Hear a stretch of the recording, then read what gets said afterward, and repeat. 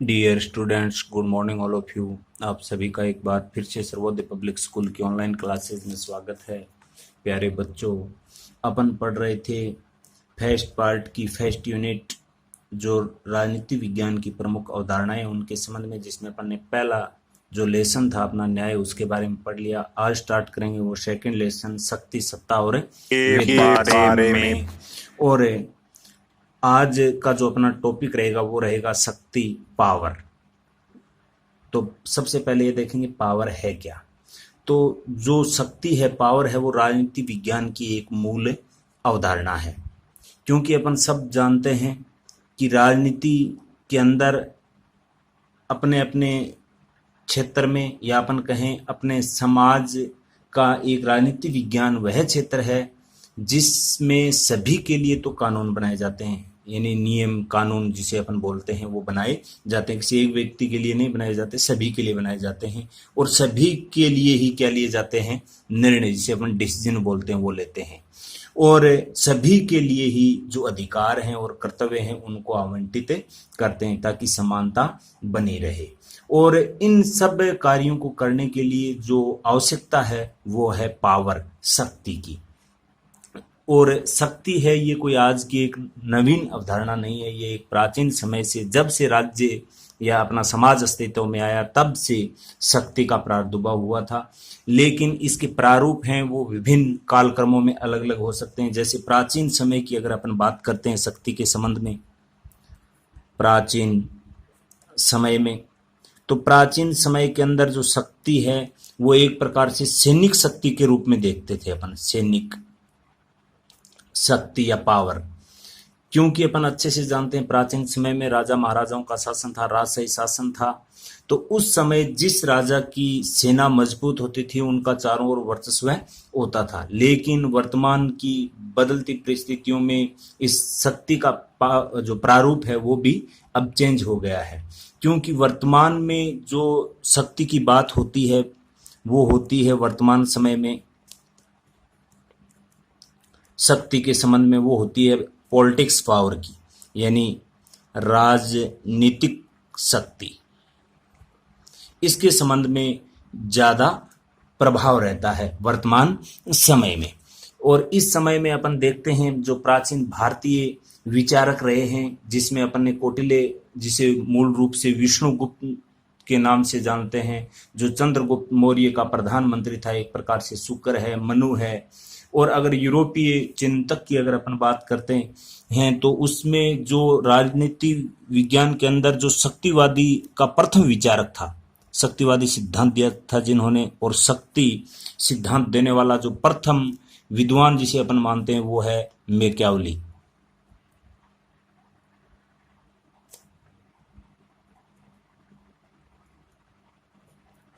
उसने भी शक्ति के संबंध में काफ़ी अच्छे तरीके से विश्लेषण किया था, दुनिया को बताया था। और उसके बाद में अगर वहीं पर यूरोपीय शासन में अगर अपन, इंग्लैंड के एक विद्वान है टॉमस हॉब्स,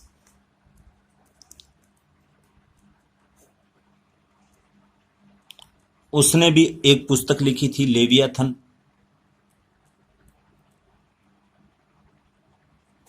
1651 के अंदर। इसके अंदर भी एक जो शक्ति है उसके प्रारूप को दर्शाया, जो शक्ति का जो प्रारूप है उसको दर्शाया था। और राजनीतिक अवधारणा में जो शक्ति पर जो विशेष बल दिया गया, जो आधुनिक राजनीति के संबंध में, उसका जो महत्वपूर्ण स्रोत अपने को देखने को मिलता है, या अपन कह सकते हैं जो आधुनिक राजनीति विज्ञान के जो प्रणेता माने जाते हैं। एक नंबर का क्वेश्चन यहां से पूछा जा सकता है, आधुनिक राजनीति विज्ञान के प्रणेता चार्ल्स मेरियम।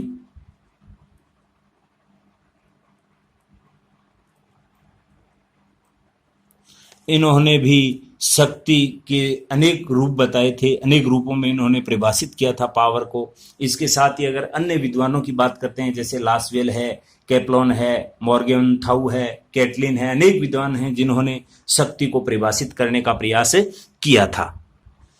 और शक्ति के संबंध में एक अन्य भी विद्वान है जो महत्वपूर्ण है, जिसे उन्होंने अपनी एक पुस्तक में कौन कब क्या कैसे प्राप्त करता है एक पुस्तक लिखी थी, जिस विद्वान का नाम है लासवेल। लासवेल ने अपनी पुस्तक कौन कब क्या कैसे प्राप्त करता है, ये इसकी पुस्तक है। इसमें भी शक्ति के संबंध में काफी प्रभावशाली तरीके से बताया था। मैकाइवर है, उन्होंने भी अपनी एक पुस्तक ने अपनी पुस्तक द वेब ऑफ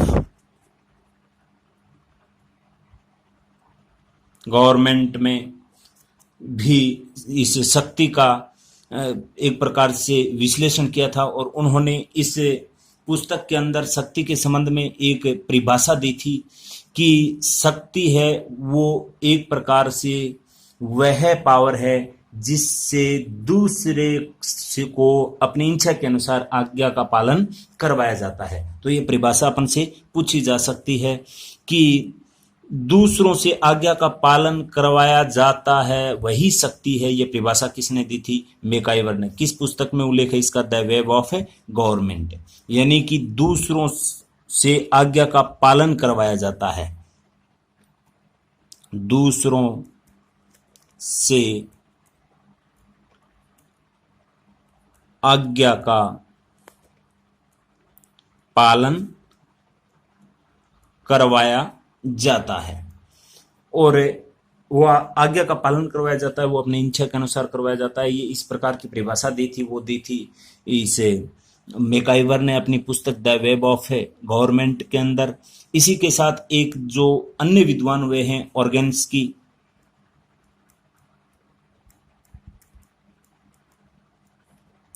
ऑर्गेन्स्की ने भी एक अच्छी परिभाषा दी थी इस शक्ति के संबंध में। उन्होंने कहा था कि शक्ति दूसरे के आचरण को अपने लक्ष्य के अनुसार प्रभावित करने की क्षमता है। इंपॉर्टेंट परिभाषा है। शक्ति दूसरे के आचरण को अपने लक्ष्यों के अनुसार प्रभावित करने की क्षमता है। यह परिभाषा दी थी ऑर्गेन्स्की ने शक्ति के संबंध में, यानी कि दूसरे के आचरण को अपने लक्ष्य के अनुसार कार्य करवाना या उसको बदलना ही क्या है? शक्ति है। और एक अन्य विद्वान है रॉबर्ट, उन्होंने कहा था कि शक्ति है वो बल प्रयोग की एक योग्यता है, न कि उसका वास्तविक प्रयोग किया जाना चाहिए।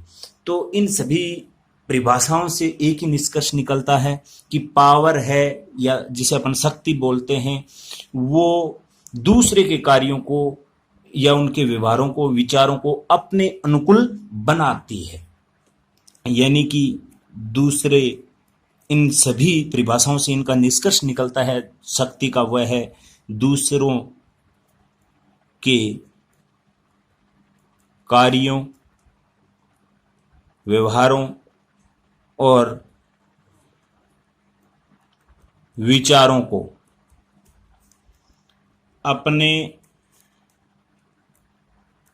अनुकूल बनाना ही शक्ति है। यानी शक्ति है वो एक प्रकार से दूसरे व्यक्तियों के जो कार्य हैं, उनके व्यवहार हैं, उनको अपने अनुकूल बनाना या अपनी इच्छा के अनुसार दूसरों से कार्य करवाने वाली जो एक प्रकार से पावर है, जिसको अपन क्या बोलते हैं? पावर या शक्ति बोलते हैं। तो ये होगी शक्ति की परिभाषा। शक्ति की परिभाषा का जो सारांश है वो एक ही निकलता है कि दूसरे व्यक्तियों को अपनी इच्छा के अनुसार काम में लिया जाना या उससे आज्ञा का पालन करवाना। दूसरे शब्दों में अपन कहें तो जो शक्ति है वो दूसरे के आचरण को अपने लक्ष्य के अनुसार, जैसा कि ऑर्गेनिस्की ने कहा है, लक्ष्य के अनुसार प्रभावित करना। कहने का भावार्थ हुआ कि शक्ति है वो दूसरे व्यक्तियों को अपनी इच्छा के अनुसार कार्य करवाने के लिए क्या करती है, एक प्रकार से बल डालती है, प्रेषित करती है, या अपन कह सकते हैं एक प्रकार से प्रभावित करती है। और इसके बाद में, इस शक्ति की परिभाषा के बाद में अगर अपन बात करते हैं शक्ति और बल, क्योंकि एक शब्द आया यहाँ बल, तो शक्ति, बल और प्रभाव तीन नाम आते हैं। एक तो हो गया शक्ति। शक्ति तो अपन जान गए, दूसरे व्यक्ति को अपनी इच्छा के अनुसार ढालना या अपनी इच्छा के अनुसार उससे कार्य करवाना, वो तो हो गई शक्ति। और शक्ति का बल, बल किसे कहेंगे, और साथ में एक शब्द और आता है प्रभाव। उसमें अंतर क्या है, सबसे पहले ये देखते हैं शक्ति क्या है, बल क्या है और प्रभाव क्या है। शक्ति तो अपन ने इन परिभाषाओं में समझ लिया है, इन परिभाषाओं के माध्यम से, कि दूसरे व्यक्तियों को अपने इच्छा के अनुसार कार्य करवाया जाता है, वही क्या है, शक्ति है।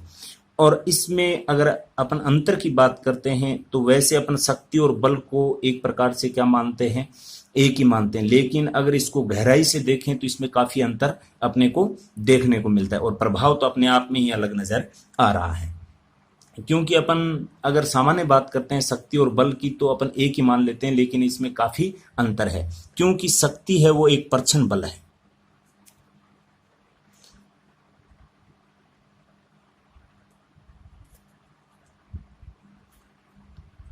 जो अप्रकट अवस्था में रहता है, जबकि अगर बात करते हैं अपन बल की, तो बल है वो एक प्रकार से प्रकट शक्ति है। बल प्रकट शक्ति है, ये दोनों में मूल अंतर है। यानी कि ये तो अदृश्य अवस्था में रहती है, कौन, शक्ति, और बल है वो दृश्य अवस्था में, जो अपने को बिल्कुल नजर आ जाता है, पता चल जाता है, जिसको अपन महसूस कर सकते हैं कि ये क्या कर रहा है, बल का प्रयोग कर रहा है। यानी कि ये प्रकट अवस्था में होता है और ये अप्रकट अवस्था में रहती है शक्ति। जैसा अपन उदाहरण देखते हैं इनके संबंध में, तो उदाहरण में अगर अपन बात करते हैं एक पुलिस अधिकारी के संबंध में ही देख लेते हैं। जैसे पुलिस किसी अपराधी को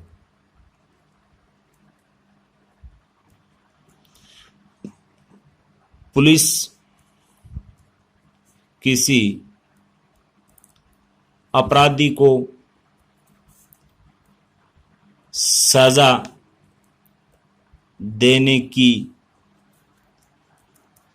शक्ति रखती है, वो तो हो गई शक्ति, जो कि एक प्रकार से उसमें क्या है, अप्रकट अवस्था में है। लेकिन जब वास्तव में उसे वो दंडित करती है, सजा देती है पुलिस अपराधी को, अगर जब वास्तव में पुलिस अपराधी को दंडित करती है तो वो बदल जाती है बल के अंदर में।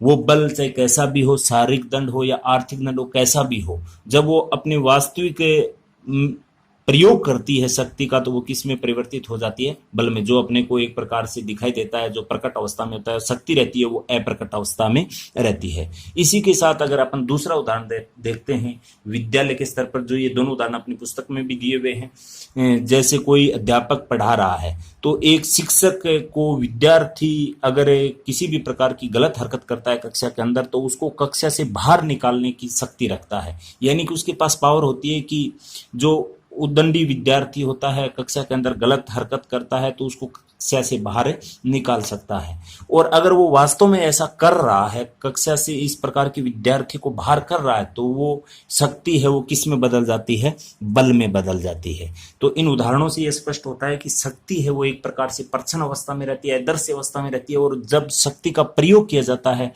तब अपने सामने प्रकट हो जाता है क्या, बल। तो बल हो गया प्रकट अवस्था में और शक्ति हो गई अप्रकट अवस्था के अंदर। इसी प्रकार देखते हैं अपन शक्ति और प्रभाव के बारे में। शक्ति व प्रभाव तो शक्ति व प्रभाव में काफी समानताएं भी हैं और साथ में कुछ अपन कह सकते हैं भिन्नताएं भी हैं या असमानता जिसे अपन बोलते हैं वो भी हैं। यानी कि ये शक्ति और प्रभाव ये दोनों को एक प्रकार से संबल प्रदान करते हैं, यानी एक दूसरे को कुछ सहारा देते हैं, शक्ति प्रभाव को और प्रभाव बल को। और जब इन दोनों में एक प्रकार से औचित्यपूर्ण साधना सिद्ध हो जाती है, या अपन कह सकते हैं जब ये औचित्यपूर्ण हो जाने के बाद ये दोनों क्या हो जाते हैं, प्रभावशाली होते हैं। क्योंकि अपन अच्छे से जानते हैं प्रभाव शक्ति उत्पन्न करता है, जो प्रभाव है वो किसको उत्पन्न करता है, शक्ति को उत्पन्न करता है। और शक्ति तभी प्रभावशाली होगी जब क्या होगा, प्रभाव होगा। तो इस संबंध में अगर अपन देखते हैं तो इन दोनों में एक अंतर भी हो जाता है ये, और शक्ति प्रभाव को और प्रभाव शक्ति को, लेकिन दोनों में अंतर भी होता है। अंतर ये होता है कि शक्ति है वो एक प्रकार से दमनात्मक होती है, शक्ति दमनात्मक होती, दमन करती है, शक्ति दमनात्मक होती है। जबकि अगर बात करते हैं अपन प्रभाव की, तो प्रभाव है वह होता है संबंधात्मक, यानी संबंध स्थापित करता है। और ये शक्ति है ये एक प्रकार से, दूसरा अगर इसमें देखें तो ये अप्रजातांत्रिक होती है, प्रजातांत्रिक होती है, जबकि जो प्रभाव है वो प्रजातांत्रिक होता है।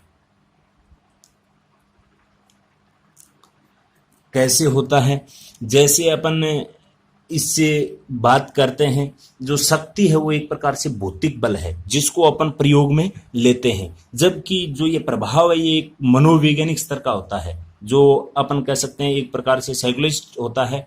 और शक्ति का प्रयोग किसी के खिलाफ उसकी इच्छा के विरुद्ध किया जाता है हमेशा, ये अंतर देख रहे हैं अपन। यानी शक्ति दमनात्मक होती है जबकि प्रभाव संबंधात्मक होता है, और शक्ति है वो अप्रजातांत्रिक होती है, ये लोकतांत्रिक नहीं होती। और जबकि प्रभाव है वो क्या होता है, प्रजातांत्रिक होता है, अर्थात जो लोकतांत्रिक जो व्यवस्था है उसके अनुकूल होता है। क्योंकि अपन अच्छे से जानते हैं जो शक्ति है वो एक भौतिक बल है, जबकि जो प्रभाव है वो क्या है, एक मनोवैज्ञानिक बल है।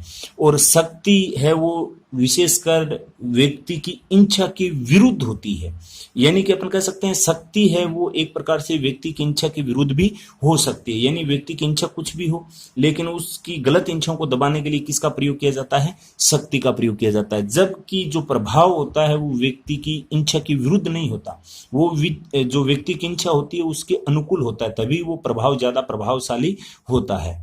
इसके संबंध में अगर अपन उदाहरण देखते हैं, क्योंकि शक्ति दमनात्मक होती है तो निश्चित है वो क्या होती है, अप्रजातांत्रिक होती है, लोकतांत्रिक नहीं होती। जबकि जो प्रभाव है वो क्या होता है, प्रजातांत्रिक होता है, लोकतंत्रात्मक होता है। जैसे अपन बात करते हैं जब अपन औपनिवेशिकता के अधीन थे, या अपन कहें कि जब अपन ब्रिटिश औपनिवेशिक के अधीन थे, तो अंग्रेज अपने ऊपर अत्याचार करते थे और इस शक्ति के बल से ही अपने नियम कानूनों की क्या करवाते थे, अनुपालना करवाते थे। गांधी जी के पास उस समय कोई पावर नहीं थी, लेकिन उसकी पर्सनैलिटी को देखते हुए, उसके व्यक्तित्व को देखते हुए, उनका एक जो अपने हिंदुस्तान के अंदर ही नहीं संपूर्ण संसार के अंदर एक अलग प्रभाव था। गांधी जी की एक आवाज पर लाखों की संख्या में लोग इकट्ठे हो जाते थे। वो उनकी एक पर्सनैलिटी का क्या था, प्रभाव था, वो उनके साथ उनको जोड़ता था। जबकि ये शक्ति के द्वारा अंग्रेज अपनी इच्छाओं का क्या करते थे, दमन करते थे। जबकि जो प्रभाव है वो एक प्रकार से लोगों को आपस में जोड़ता था, संबंधात्मक होता है, यानी ये जोड़ने का काम करता है, व्यक्ति की इच्छा के अनुसार होता है प्रभाव, जबकि शक्ति है वो व्यक्ति की इच्छा के विपरीत होती है। तो ये हो गया इसमें अंतर। यानी कि शक्ति और बल में अंतर पूछे तो शक्ति प्रच्छन्न अवस्था में है, अर्थात अप्रकट अवस्था में, अदृश्य अवस्था में होती है। जब शक्ति का वास्तव में प्रयोग किया जाता है तो वो प्रकट अवस्था में अपने को दिखाई देता है, वो बल होता है। जैसे मैंने अभी उदाहरण दिया आपको, एक शिक्षक के पास उदंडित विद्यार्थी को कक्षा से बाहर निकालने की शक्ति होती है, जब वास्तव में ऐसा कर रहा है तो वो किसका प्रयोग हो रहा है, बल का। और शक्ति और प्रभाव में अगर देखें तो शक्ति दमनात्मक होती है जबकि प्रभाव संबंधात्मक होता है। और शक्ति अलोकतांत्रिक होती है, लोकतंत्र के विरुद्ध होती है, क्योंकि ये व्यक्ति की इच्छा के विरुद्ध भी हो सकती है। और जो संबंधात्मक होता है प्रभाव, वो प्रजातांत्रिक होता है, क्योंकि वो एक प्रकार से व्यक्तियों की इच्छा के अनुसार होता है। अब देखते हैं इससे आगे अपन शक्ति के प्रकार, शक्ति के प्रकार। लेकिन राजनीति विज्ञान में अगर अपन पावर की बात करते हैं तो उसके जो आयाम है वो बहुत ही विस्तृत हैं, लेकिन मुख्यतः अपन जो शक्ति के प्रकार हैं उनको 3 रूपों में पढ़ते हैं। जो एक तो है आर्थिक शक्ति,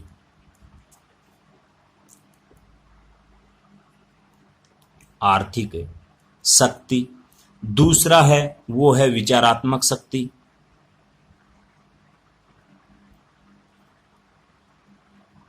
और तीसरा है वो है राजनीतिक शक्ति।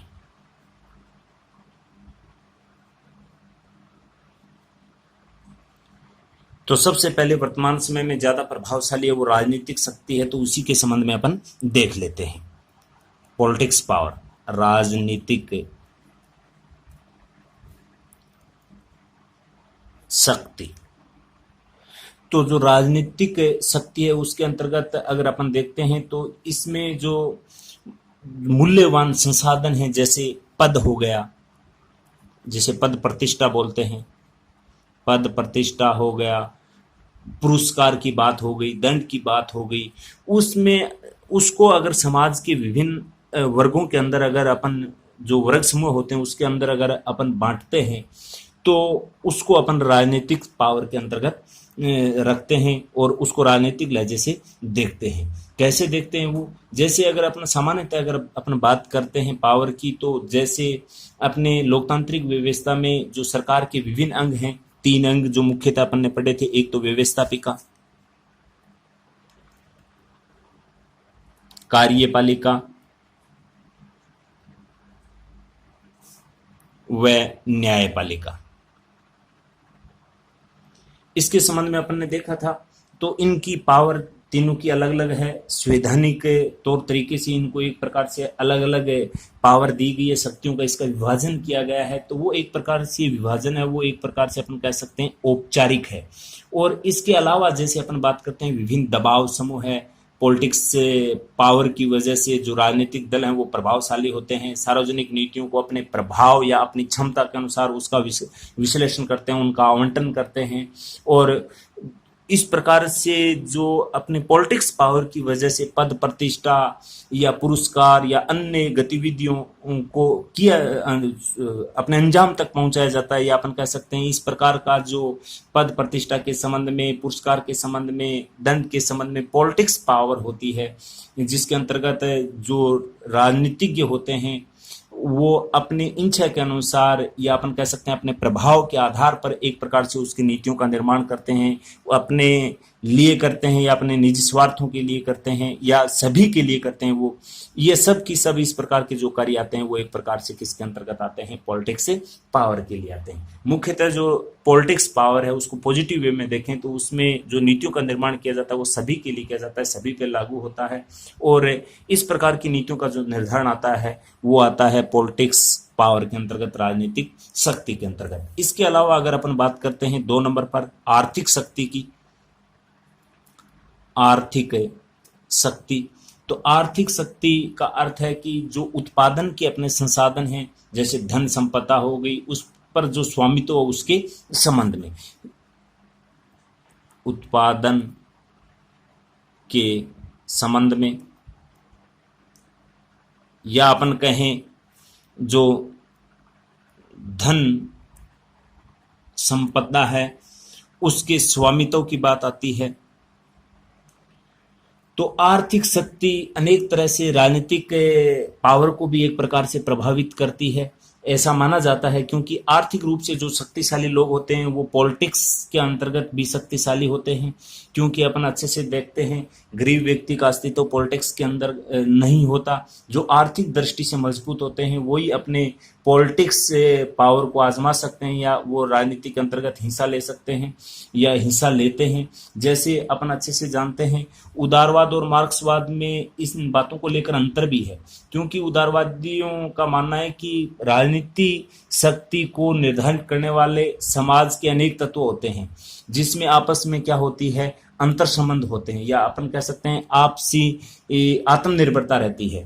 और उसमें अकेला आर्थिक तत्व है राजनीतिक पावर को निर्धारित नहीं कर सकता, यह मानना है उदारवादियों का,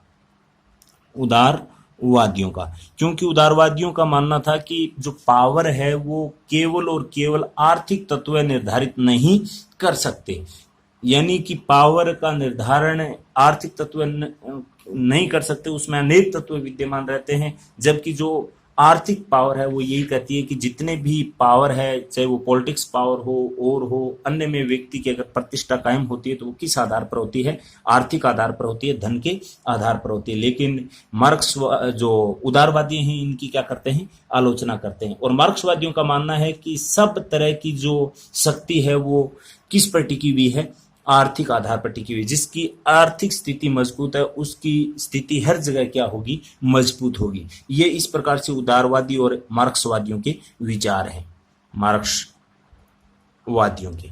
यानी ये तो कहते हैं कि शक्ति का आधार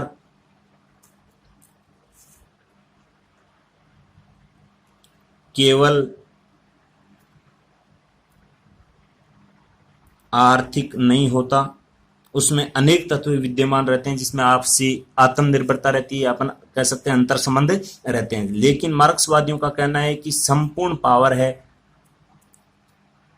संपूर्ण शक्ति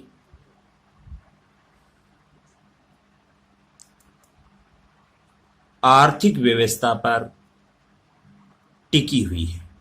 ये एक प्रकार से इन दोनों विचारधाराओं के अंतर्गत इस प्रकार से शक्ति के संबंध में एक प्रकार से विरोधाभास की स्थिति है। और अगर अपन वास्तव में अगर देखें तो सोवियत संघ जैसे साम्यवादी राज्यों में निजी संपत्ति और उत्पादन से निजी स्वामित्व को रोक के बावजूद जो राजनीतिक पावर है वो ताकतवर है, जो एक अपन कह सकते हैं एक नया वर्ग अस्तित्व में वहां रहा है। तो ये स्पष्ट है कि मार्क्सवाद की यह धारणा सत्य भी नहीं हो सकती, क्योंकि अपन सब जानते हैं कि पैसा ही सब कुछ नहीं होता, धन संपदा ही सब कुछ नहीं होती। पावर को निर्धारित करने में अनेक अन्य तत्व भी हैं जो एक प्रकार से पावर को क्या करते हैं, प्रभावित करते हैं। और इसके बाद अगर अपन देखें तो वो है विचारात्मक शक्ति, विचारात्मक पावर। विचारात्मक पावर की अगर अपन बात करते हैं तो उसमें व्यक्तियों के अपने अपने अलग अलग विचार होते हैं, जैसे साम्यवादी है, उदारवादी है, समाजवादी है, एकात्मक मानवतावाद है, जिसके बारे में विस्तार से मैं आपको ये विचारात्मक शक्ति है उसके बारे में बताऊंगा कल की नेक्स्ट कक्षा में, क्योंकि आज का ये वीडियो फिर क्या हो जाएगा, काफी लंबा हो जाएगा। आज के लिए इतना ही, धन्यवाद।